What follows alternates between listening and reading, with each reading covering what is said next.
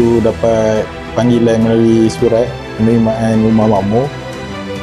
Saya dan isteri sangat gembira. Masa tu sangat happy lah kita bila dapat call dan dapat surat.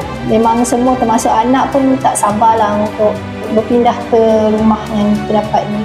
Harapan saya kepada Kerajaan Negeri Pahang, Harapan kami lah untuk berbanyakkan lagi perumahan makmur dan prima di dalam negeri Pahang. supaya kerajaan negeri mungkin boleh membanyakkan lagi kemudahan-kemudahan yang macam ni Untuk membantu semua generasi-generasi muda di negeri Pahang. dia sangat membantu ramai orang sebenarnya. Anak-anak muda pun berpeluang untuk memiliki tanah sendiri. Terima kasih kepada Kerajaan Negeri Pahang, Banyak terima kasih kepada Kerajaan Negeri Pahang, Menteri Besar Pahang Yang Amat Berhormat Datuk Seri Diraja Haji Wan Rosli.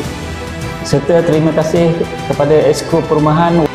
Terima kasih di atas inisiatif yang diberikan, dan saya berterima kasih kepada semua yang terlibat. Terima kasih kepada semua pihak yang terlibat dalam menjayakan inisiatif perumahan makmur dan perumahan prima ini.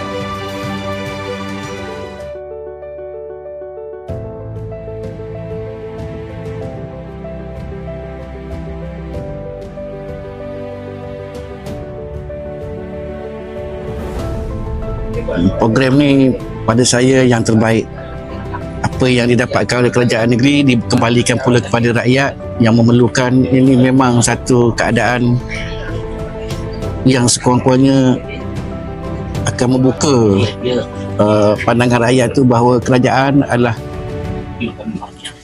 sentiasa menjaga dan memberi peluang kepada rakyat untuk memajukan diri. Banyak jutaan terima kasih kepada Kerajaan Negeri Pahang, khususnya Menteri Besar Pahang, Esko Perumahan, jabatan-jabatan yang terlibat. Kami ucapkan jutaan terima kasih. Sokong 100%.